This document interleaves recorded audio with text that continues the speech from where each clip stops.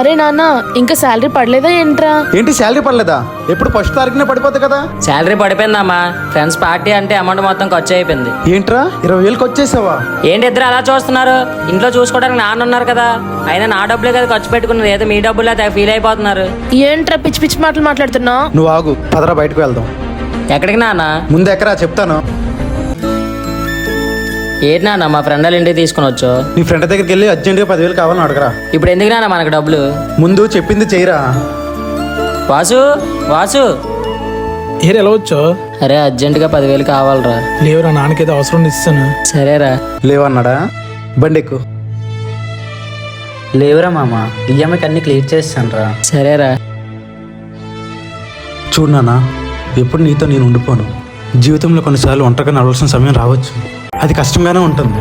ఆ ఒంటరితనమే మనకి డబ్బు విలువ, చదువు విలువ, మనుషుల విలువ, కష్టం విలువ, సమయం విలువ, జీవితం విలువ అన్నీ నేర్పిస్తుంది.